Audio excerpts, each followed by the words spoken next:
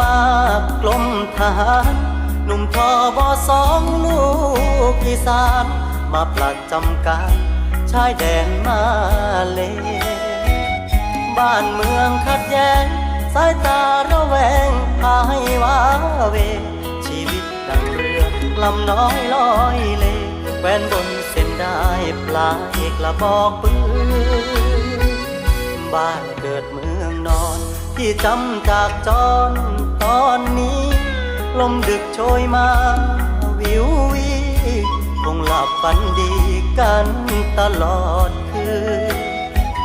หนุ่มทหารเกณฑ์ออกลาดตระเวนเสียจนดึก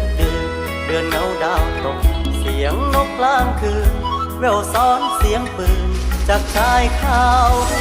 ไกลในวันดีๆที่ไม่มี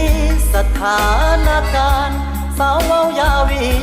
กับบ่าวอีสานเอ่ยยิ้มให้กันแบ่งปันน้ำใจต่างภูมิลำเนาแต่ว่าเฮาก็เป็นคนไทยปลดประจำการกลับบ้านเมื่อไรเบอร์ที่น้องให้จะมันโทรมาเพื่อเขาบูโดทาบเขามึนไกล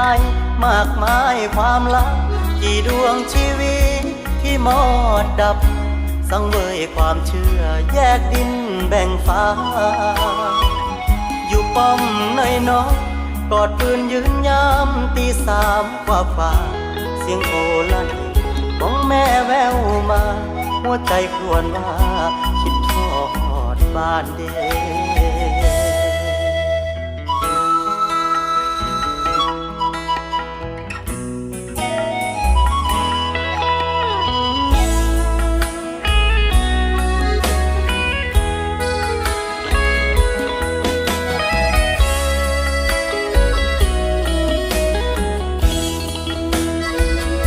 ในวันดีๆที่ไม่มีสถานการณ์สาวเว้ายาวีกับบ่าวอีสานเอ่ยยิ้มให้กันแบ่งปันน้ำใจต่างภูมิลำเนาแต่ว่าเฮาก็เป็นคนไทยปลดประจำการกลับบ้านเมื่อไรเบอร์ที่น้องให้จะมันโทรมาเพื่อเขาบูโดภาพเขามึนไกลมากมายความลับกี่ดวงชีวิตที่มอดดับสังเวยความเชื่อแยกดินแบ่งฟ้าอยู่ป้อมน้อยกอดปืนยืนยามตี3กว่าฝ่าเสียงโอลั่นของแม่แววมาหัวใจครวญว่าคิดทอดบ้านเด็กอยู่ป้อมน้อยกอดปืนยืนยามตี3กว่าฝ่าเสียงโอลั่น